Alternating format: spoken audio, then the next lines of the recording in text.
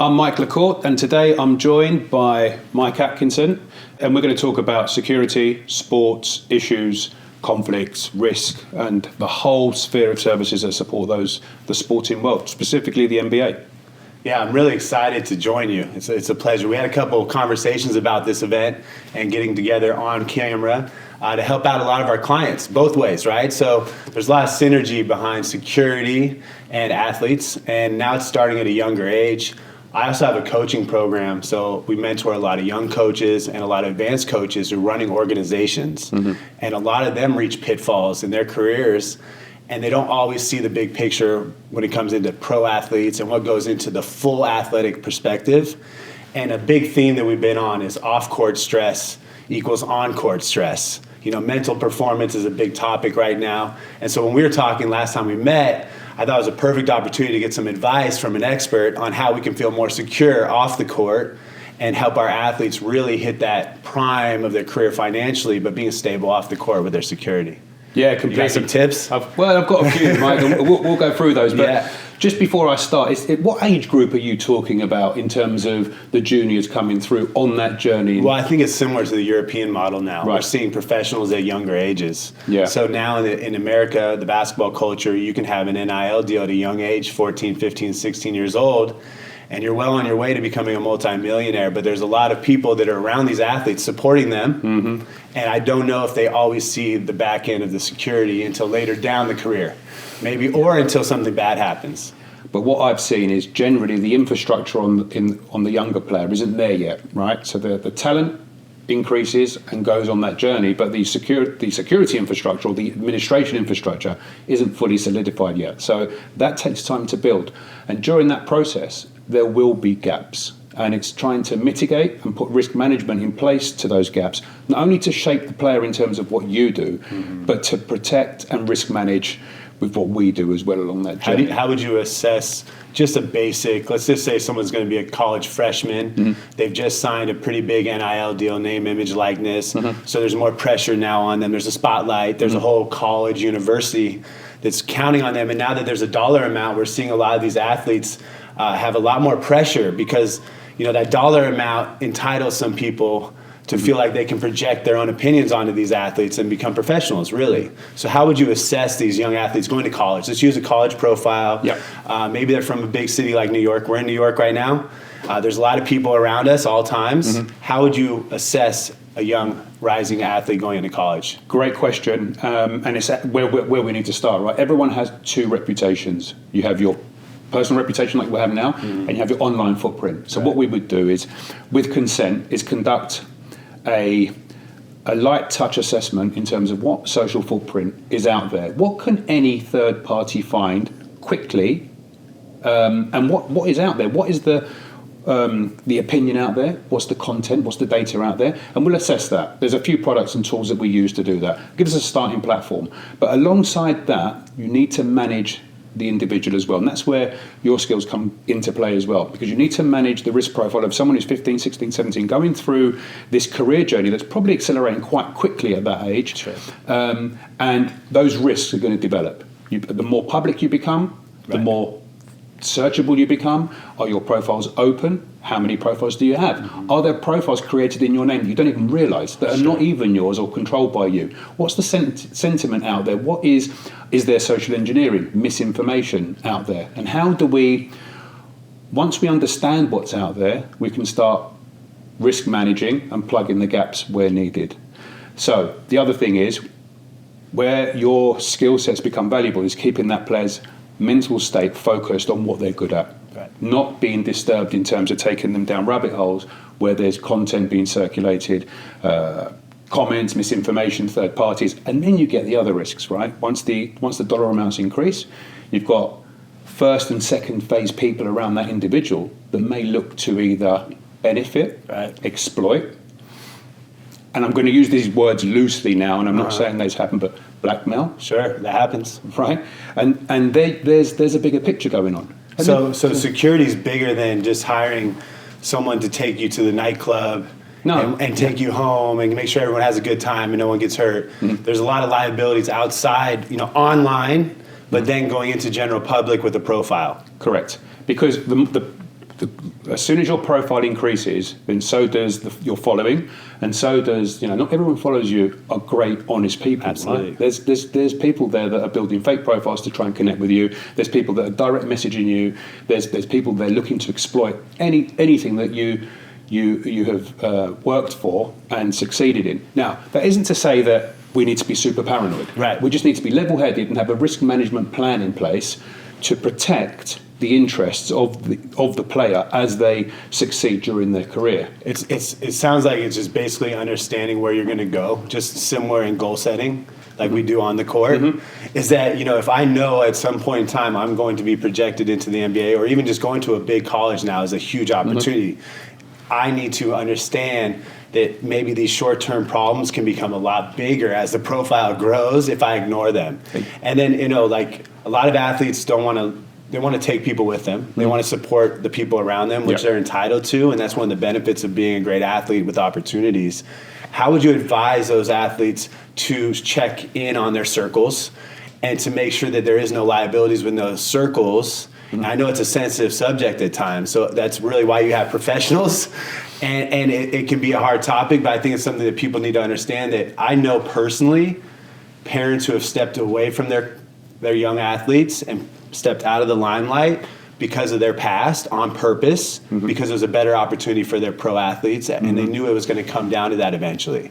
So I've seen people make conscious decisions to step away, but that doesn't always happen. So how do you support that in checking on the circles? Yeah, great question. And my number one advice in all of that is we try and be proactive rather than reactive. Okay, so we try and step in front of any issue. So what do I mean by that, right? Okay, so we do two types of checks. They're consented checks and non-consented. So you're looking at individuals that are close to the player. What if there's a new girlfriend out of nowhere? Well, exactly, right? So what are you going to do when there's three new girlfriends? There could be one, there could be three, it could be five, right? So there are red flag reports that we can do. Okay. Are there any concerns? Where was the initial contact made? And it's having these systems and processes in the background running continuously, just so we're aware, just so the advisor and that keeps the cost down as well, right? Because it's not just acute. It's more of a service base where you're like, once you create the assessment, it's easier to service those clients because you know what they need. It's not just random, like always patchwork when something bad happens. So that's the problem. Usually, we are a distress purchase. Right, you're a distress purchase, correct. Well said. We come in when something's gone wrong. There's a scam, right. I've been defrauded, there's a misinformation campaign about me. This is the situation, can you clear it up?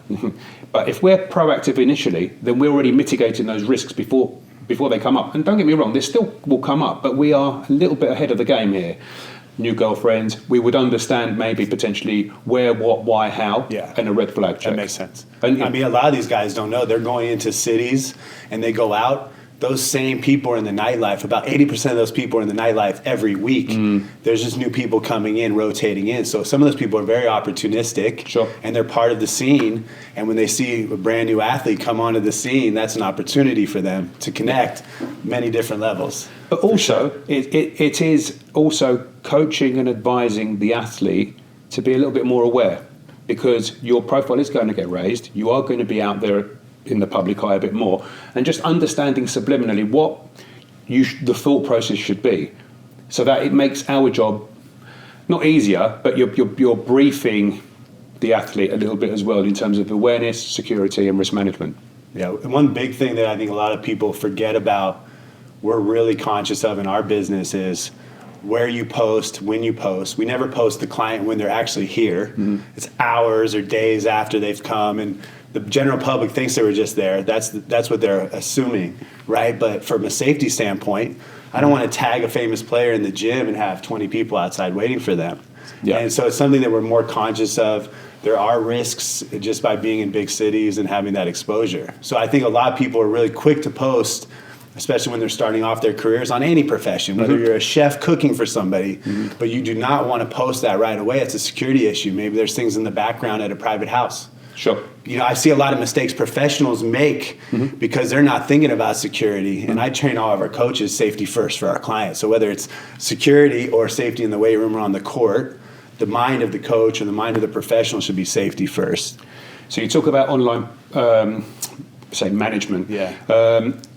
yes, you can advise not to post, especially with your locations and whatever else, whilst you're there. But what you can't control is third parties. So if you're known and you turn up into a club and you're someone that's in the public domain, and there's a third party, oh look, I'm with Mr. X, and that gets circulated, that's the management there, that risk management. Now, there's some tools in place that we can monitor that. We can monitor that, but that's what you can't control. I've heard some people be so paranoid they won't even get in an elevator by themselves with one other person, just because of what could have been said, with certain profiles. They won't be in an elevator by themselves with somebody. Yeah. So I guess it's the paranoid survive a little bit, the paranoid stay strong and survive, it sounds like, but I know for a fact that the liability outweighs most of these people's earnings potentials, and it affects their mental performance on court. We see them going through personal stuff. That you do this long enough in my chair as a coach and private trainer, these people, the relationships are strong. You see on the court and off the court stress affect their careers.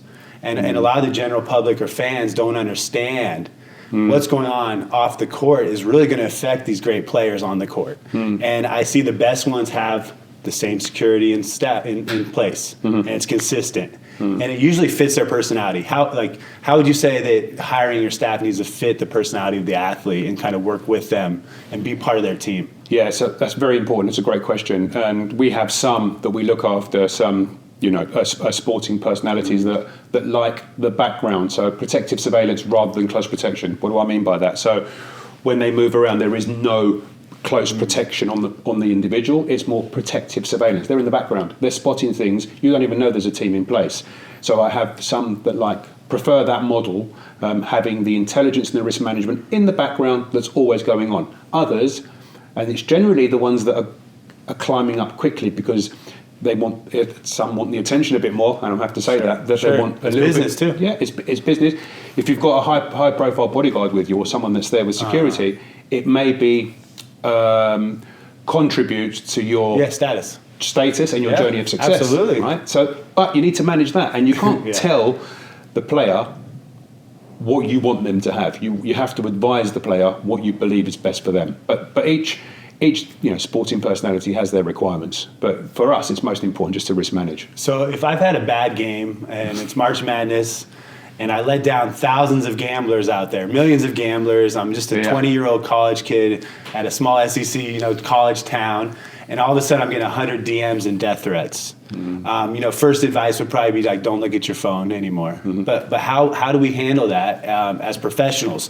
First, that we can help these young athletes handle that. That's a big thing that we didn't have to worry about growing up without the DMs and the gambling connected. I mean, that's a new wave right now. The access and the gambling are kind of combining to create a lot of hostility. Yeah, pressure points. That's where someone with your skill sets is coaching the player in terms of this is real, this is out there, this is the thought process. Like you just said, away from the DMs for a bit. Good, because let that heat calm down. If, however, because it starts with an offended gambler who's lost a load of money, but then it can develop into organised crime. It can develop into we want you to do X or this is going to happen. That's a different situation there. So a disgruntled gambler who's lost a bet is one thing. It's usually acute. It's an acute response. Yeah. It's an acute response, which is hot-headed, and then 24 hours later it's gone, right? Yeah, right. The other issue is anonymised DMs influencing a player to do something in order for there's something else to happen if it doesn't. And that's blackmail, and that's organised crime, and that is dangerous. So you need to distinguish between the two. And blackmailing can come from screenshotting text messages. I mean, I think that's the most simple form now, recording phone calls. What's the laws on that? So if someone calls me, can they just record the call randomly?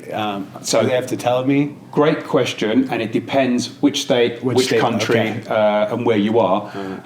But the criminal will record, right? They don't care about the law. They don't care about the one-party consent. So they're going to get it out either way. They're going to get it and leak it if they want to. So that's a safety net that's fake. That's a false safety net. Yeah. Look, it can be a criminal an offence. It's an offence, right? Doesn't mean a criminal cares. Exactly right. Okay. So you're dealing with a criminal who's trying to extort someone that's desperate to extort you. Right? Exactly. So when we talk about what's legal and what isn't, it's still going to happen regardless. Exactly right. Okay. So it's trying to understand those risks, and then what can you do? So don't put yourself in compromising positions. Sure. It isn't just Easier said than done. It isn't just messages. We've all been young and having fun out there. Exactly. Yeah. Compromising Sure. pictures. I'm going to send this to the press if you don't pay me X. That's blackmail. Blackmail's a criminal offence. Right. So happens all the time, I'm sure. Yeah, of course it does. And if you've got a risk management team in place, they'll understand that and navigate you and protect you during that process. Because What are some of the easy ways people back down when someone like you, sends a note or does what you do? The first thing we want to knock do, on a door or something. First thing we want to do, Mike, is identify the third party. A lot of these guys use hidden accounts. They use sock puppet accounts, which are fake accounts. Are these organizations, or in your experience, or it can be anybody?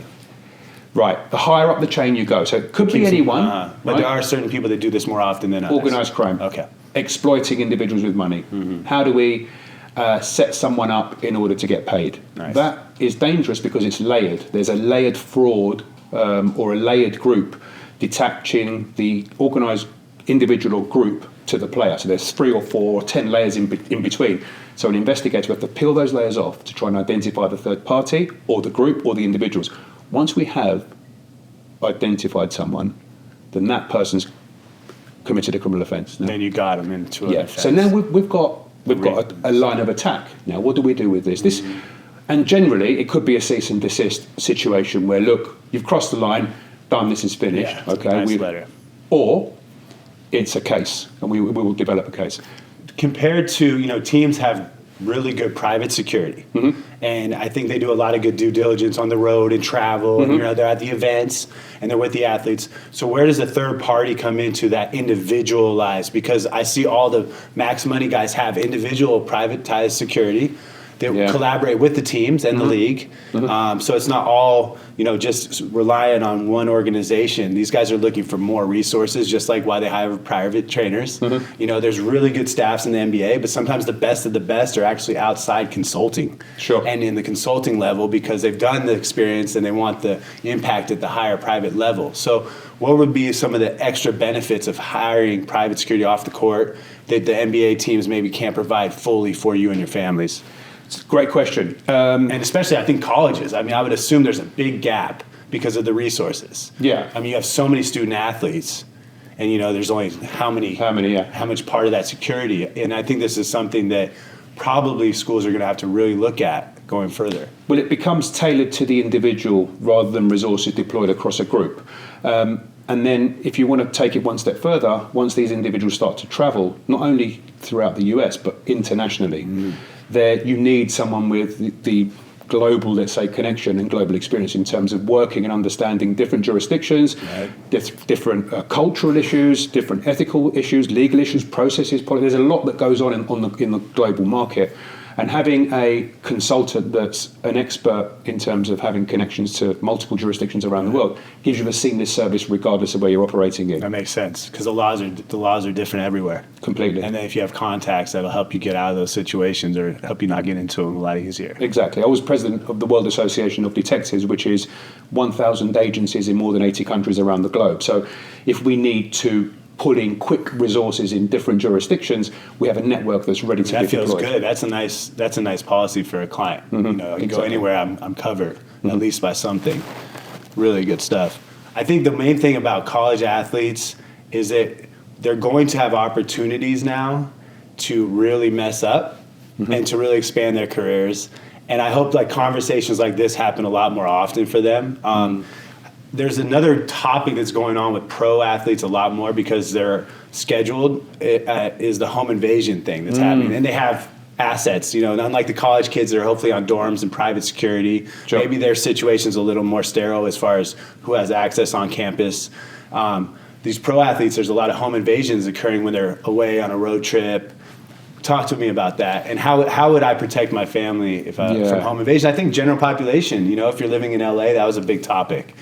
Yeah, home invasion. Not just over here. That happens throughout Europe. All of the soccer players, for example, when they travel for European games, that happens across all sports where there's international or just travel, which is public and easily accessible. Public calendar, yeah. So the first thing, and some clubs I know that put provisions in place, but it's to conduct a audit, a security assessment. So should I put my property under an LLC name? Is that like stuff like that, right? We don't keep it in our own name. So there are cleansing tools. Some cleansing tools, okay. That can keep you, let's say, away from open source records, or unless there's an expert looking for you. Okay. So if you're if it's different. If you're targeted, then you would have to assume that the individuals that are targeting you know how to research. So regardless of whether you've protected yourself. So you think the paper trail is not long enough for most of these guys that are that good? If they're targeted, if you're being targeted, yeah. But if you're under let's say a random approach. So you're saying they would most likely either find the details of where you live or follow you. Correct. There's several ways. There's multiple ways they can surveil. Exactly right. So what I'm saying is, if you're on the receiving end, so I'm not protected if it's under my mom's name. Well, no. If you're being targeted, then once you've been located, like you just said earlier, you can have the surveillance team follow you back to your residence, and that's it, regardless of whether it's under a hidden LLC or an offshore structure, whatever the case may be. Your friend's name doesn't matter. We know where you sleep. So that's the situation. So people think this is movies, and this is your everyday life. Exactly. It's maybe it's really not following fascinating. you. It might be following your partner. It might be or where your kids go to school. We know athletes that have been set up and robbed and shot, personally by women, third-party people leaving clubs. So this stuff happens. Yeah. This unfortunately happens, and the home invasion stuff is really, really serious. So that's what I'm saying. So if it's a targeted situation, that's different than an opportunity situation. So let's talk about the opportunity. Teams traveling to a different state. Everyone knows that all these houses are going to be empty. Sure. Okay, or they're going to have the primary individual away. Right? So maybe wife and kids at home. So there's a risk there. First things first is conduct a security report, an assessment, a risk assessment of the address, because now we have some clever tools that utilize some AI technology to detect movement way around the address that can put layered perimeter protection in place. So there's a lot of tools out there that can help in terms of providing layered security. And we've seen this in Europe, is the aggravated attacks. Yes, right. Which are uncomfortable to deal with, right? And I'm sure. Well, that's to me the big fear. If I'm going on the road trip, coach, doesn't matter, coach, athlete, trainer, you're leaving your family at home. And so the aggravated ones seem to be obviously everyone's biggest fear, and that's going to affect people's performance. Does affect your mental state? Yeah, absolutely. Your performance? Oh yeah, all of us. And anxiety. Every road trip. Say you're in a hot spot for home invasions. Well, it's got to be on your mind. Again, proportionality. It may be that we need to decide every road trip you may need to have additional cover during that period, or additional tools in place. There's a lot you can do in terms of protection internally that can help. But the other thing is, briefing all the individuals around you, your social media or online activity, what to share, what consented data do you have out there. We do this tool, we do a data scrape tool to see what's Mike Atkinson's profile like. How easy is it for us to find out about you without doing anything that's sneaky? Just open base layer, open source. This is your profile. Now, how can we close some of those gaps? So I get it, and this security aggravated home invasion situation is only going to get worse, I think. So we need to start thinking about forward planning, risk mitigating, understanding those risks, and putting provisions in place to make sure that those are minimized during those windows of opportunity. I've seen in Europe a lot of the bigger clubs are now providing personnel support to some of the clubs when they travel. So it may be that could happen. So there's always a proportionate security position that you can put to mitigate those risks. Right, because one secure position will help buffer so much opportunity, right? So it's not like you have to have so many fortified things, but just a good plan. Yeah, understand. Something that can definitely bring down the percentages or get to someone faster or something like that. The other thing is, right, you need to remember is if you are an opportunist attack, then if you've got high levels of security in place, they're going to leave you alone. It's, that's a difficult nut to crack. Let's go for an easier, low-hanging fruit position. So it goes back to what I said right at the beginning. If you're part of a targeted attack, then it's organised. Those are the ones that we need to prepare for properly. But if you're part of the opportunist situation, then if you've got rigid security protocols in place, you become a hard target. Then Yes. Let's move on to someone else that's a little bit more It's easy. the weaker of the herd, right? Yeah, mentality, which makes a total sense. And I think being proactive in any profession is the key to success. And like you said, you're the last call, you're the Hail Mary call when shit hits the fan. And I think a lot of people do that also in basketball in their careers. Like once they get hurt, they start training off the court and taking their body serious. Once these things start happening that I'm not successful, then they reach towards the guidance of a professional. And I'm encouraging everyone on this to be proactive, try to find other people that are doing high-end things like ourselves that are working with professionals where you want to be, and understand like everything you said is foundational. It's very basic, it's building up on these principles. You didn't give us any crazy James Bond tools, you gave us the fundamentals. And that's something that I think any professional that wants to work with you will understand. Like it's about being professional in these habits, and your security habits are a big part of that. Like what you do every day to secure. Like I may take a walk every day in the morning, may or may not.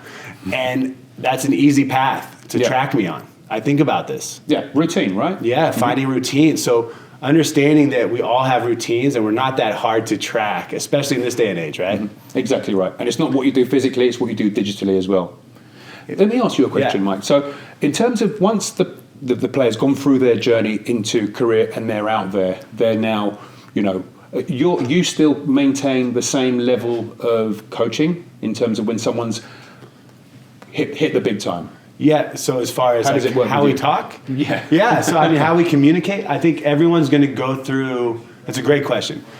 Anyone who signs a max money deal, it's going to change your life. Right. And I don't care if you're the most well-balanced, down-to-earth individual, your life changes when you have that max money deal, whether it's your whole life changing on the back end of the private side, your family, or it's what you think it entails. Well, this is a max money guy. He moves like this. I need to move like this. The best calibrate off of it, but it takes a little bit of calibration in my experience. I think all the famous people that really have quick rises, I see them have to calibrate. Some of these guys have been superstars since they were 16, and they kind of have a defense mechanism in place already, which is interesting. And that defense mechanism is a gift and a curse too, because when there are authentic people that maybe want to help them, sometimes they're not open to receiving that. And that's where the ego comes in that makes these guys great. But it's also where the great ones understand, like, if I just find my team and I can keep consistent with that and it's working, let's stick with that. I see the ones that, hit max money, change a little bit, but then they find their consistency again. Some people do get a split personality. But nowadays, the athletes are so more advanced in what they see and what they believe they can be as far as all the things we discussed, right? That's why we're having this topic nowadays, because if you really think you're going to be a business, then you need to do everything that businesses do. Exactly right. And we're all businesses now. Everyone wants to be a brand and everyone's pushing this. And athletes are no longer just athletes. They're brands, full brands. So the business side is huge. It's interesting how you talk about, does money change the habits? And of course, whether it's the dinner places you pick or the people you're interacting with. So that's something as a support staff, which I consider all of us to be under if we're working with an athlete, we need to be cognizant of, and then also let them know they're young athletes growing through life with a ton of money and opportunity. Let them be. You know, that there's a part where, that's where the professional side of both our jobs go. Like, it's cool, go on vacation for 5 days and let loose, man. Be a rock star. You deserve it.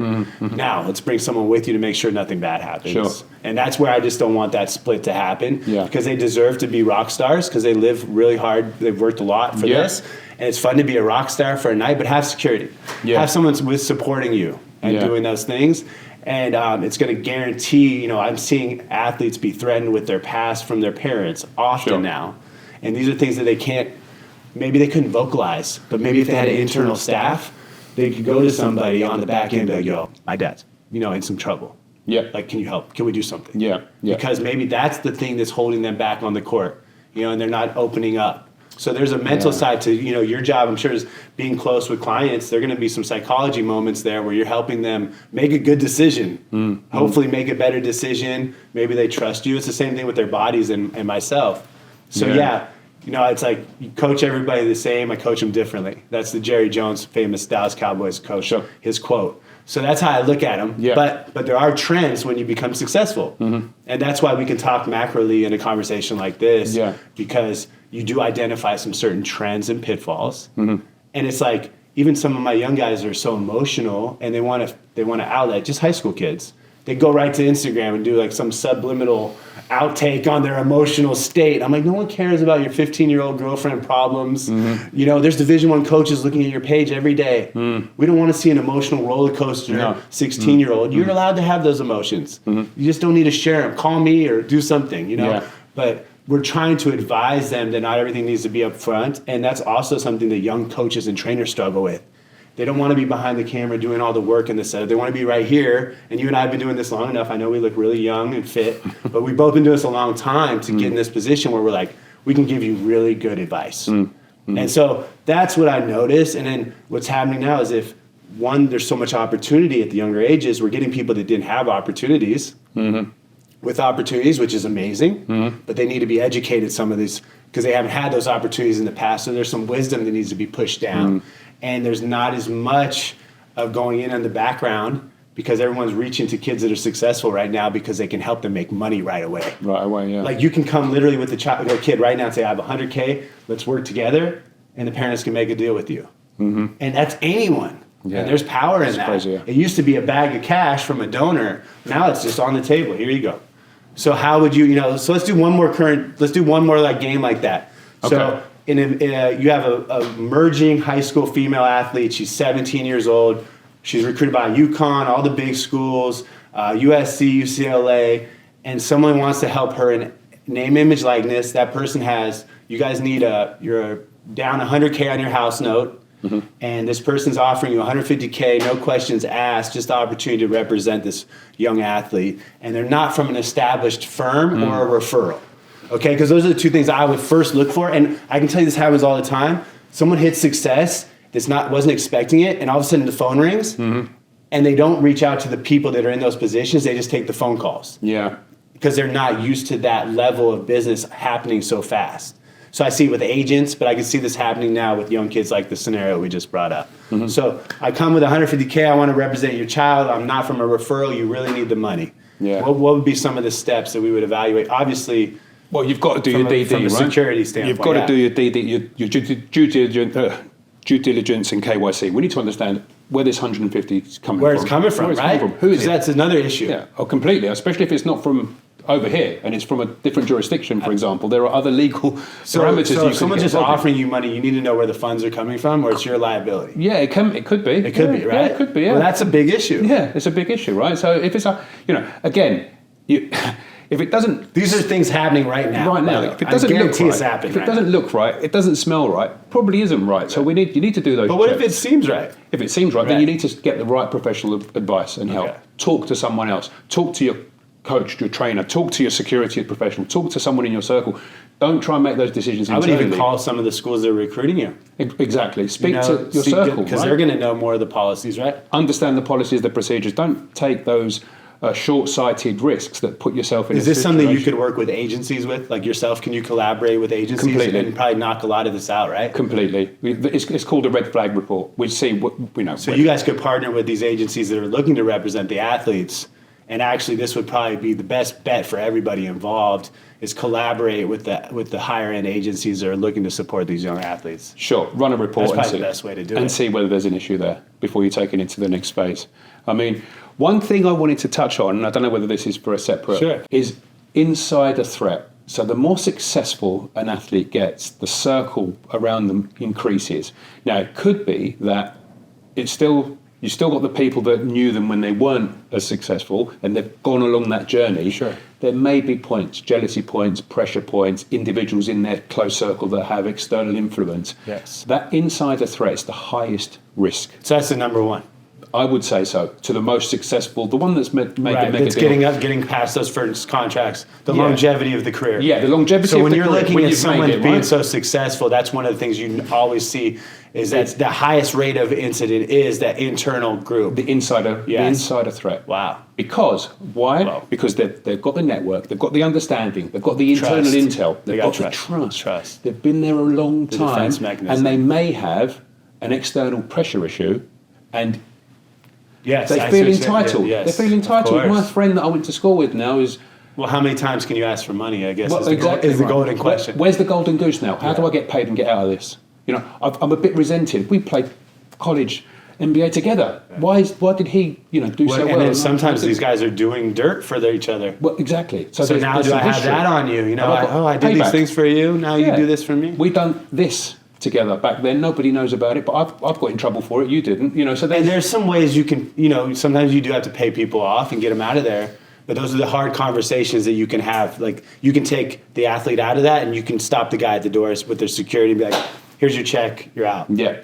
So for the athlete, if he's got an external advisory team or a group, they do his dirty work for him. Right. They understand the risks. They don't have to touch those conversations. Exactly right. And that's another... That's a liability too, right? Exactly right. Right. You don't know what's going to happen. You got to throw a punch, right? Anything. Well, exactly. Right. So those I've seen those insider threats are really dangerous, and that happens in corporates, that happens in all types of businesses, and it happens in this closed circle group too. That's fascinating. That's really good advice, and I think that's the whole point of this, is that your outer is going to create your inner, and just like if you have chaos going outside of you, you're going to be chaotic inside. Correct. And then vice versa. So we want to really help these athletes create a nice stable foundation. Yep. And then do their due diligence. You can keep your friends around. That's the whole point. Let's educate everybody. It's a business, like what you said earlier. Let's put everybody into a role and educate them on why this is a liability, why you can and can't do this stuff. Yeah, and then also your close circle could have been influenced by a third party. I've got a buddy who, you've got a bigger infrastructure now. We need extra support here. I've got a friend, he can come along and all of a sudden we've got the athlete's got a trusted friend that known since high school who's got another buddy that's trusted, and now you've got... It's in too deep there. I see what you're saying. So you need to be just alert to the fact that this does go on. Not that I'm not saying to every athlete out there, your whole team are they're all compromised. I'm not saying that. Yeah. Just saying it's be alert and put that role and responsibility into the third party. I guarantee security. No successful athlete with a 10 to 15 year career at any professional level is not going to face some sort of issue off the court that it could use security or could have been diverted with some good advice and a foundation. Correct. It's going to happen. Yeah. It's going to happen for sure. Well, yeah, because there's business relationships that break down during that process. There could be personal relationships that break down. So there's third parties there. Now, know your internal infrastructure that you now have issues with. Not everything is run smoothly for your 10, 15 year Everyone career. wants to know, can you carry a gun as a private security? And how do guns and weapons play into athletes? Some athletes carry guns in their cars. Mm-hmm. I come from Nevada where you can have a concealed weapon. Mm-hmm. So, what would your advice be for athletes and younger athletes carrying weapons and then hiring staff that has weapons or your friend that carries a gun because he's got a permit? Yeah, or no permit. Yeah, well, there's the issue. That's a big one, especially in New York. Yeah, there's the issue. That'll really get you in trouble. As you know, each state has its own laws and regulations and processes and policies. I would recommend that, if you've got a security team with you, let them carry the guns. They're the ones that are trained. You don't need to think about any of that. You've got a team that you're paying that will think about any of the security concerns. And it's a bad day if you shoot someone, regardless, right? Regardless. You're going to be in court. It doesn't matter who you are, what principle it was. You're going to be going through some red tape with that. You don't need to go through those issues. Yeah, right? It's going to be an issue. Yeah, exactly right. And nowadays, those issues become public and open. Do you want that right media away, too? attention? That's going to be the topic, regardless. Yeah. It doesn't matter how good you are on the court. Yeah. Now we're talking about X incident that happened. Mm-hmm. And, you're putting your name to something that really you want to concentrate on your career. So let the security professionals run that for you.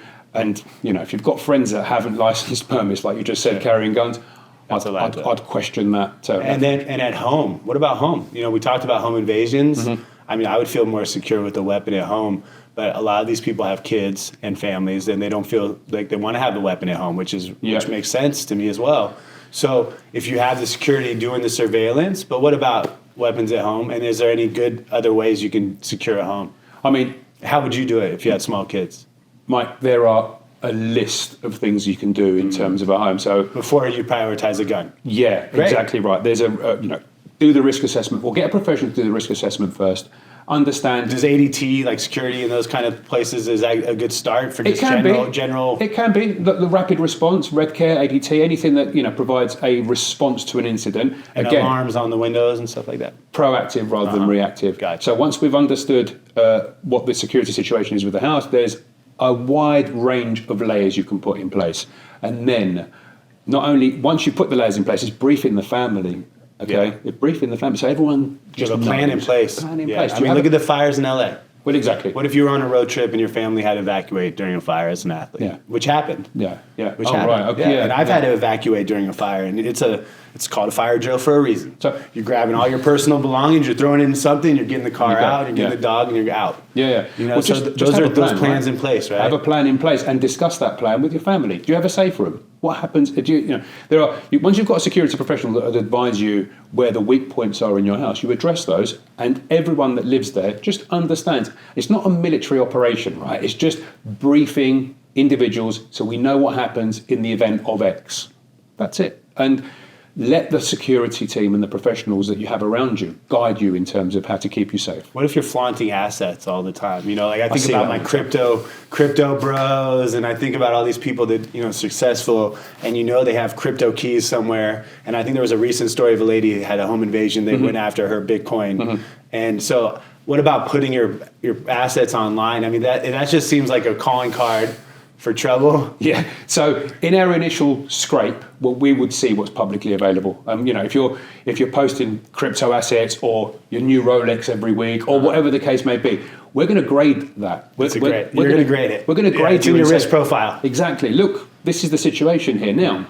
Continue to run that if that's the reputation and online presence you want to generate, right? Yeah, of course. But be aware That what this you're is doing. your new perspective. Yeah, Perception. Yeah. This is a flag, okay? If I'm looking at this as a potential opportunist criminal or to try and target you, I know you go to X club every Friday or every Saturday and you've got a $200,000 Rolex on your wrist. I know that. Now, am I going to get a group of team outside, wait for you to come out of the club and approach you? So just understand what you're doing, you know? Yeah, be conscious of that. Yeah, It's a conscious decision. because some don't. It could. They don't. They can touch you. Yeah. They can touch you. They can touch you. You're not invincible, right? And that's the other they can thing. touch So- you. Yeah. And so- I think, like, living in Vegas, you know, 2 years in the off season, growing up in Reno, Nevada, anyone can be in on it. You think you can be going with a security guard, and they can just be putting you in a random room because you're too intoxicated. And then all of a sudden you wake up with no assets. No assets, Yeah, yeah. so it's a very risky position to be in. And if you're going to play that game, you got to have people around you can trust. Exactly. That's the main thing. You know, whether it's your best friend growing up or someone that you can hire, you better trust them to get you out of those situations. And I think the best advice I get from most of these guys is know when to leave. Get out of those situations, right? You know, if it doesn't feel right, your intuition, just get out. Just get out of there. So this was a great conversation. I think if you have any more questions, I feel really confident that the coaches out there, the young athletes, and then the parents, and then even some of our older athletes that are looking to step their profiles up, because honestly, more people want to get in front of the camera now. Everyone wants to build up and they want to share. It's this human nature all of a sudden to share everything with everybody. We need to be more aware, live streaming. Yeah. I mean, I'm conscious of live streaming. Like, that's a very big thing that could possibly be a red flag and easy to get somebody. Too easy. Too easy to set someone up. So make sure you're doing everything you can to protect yourself on and off the court. It's been a pleasure. Thank you. Thank you, Mike. Pleasure talking to you. Our details are on the screen if you need to contact either of us. And yeah, thank you, Mike. It's been Thank you, a great everybody. discussion.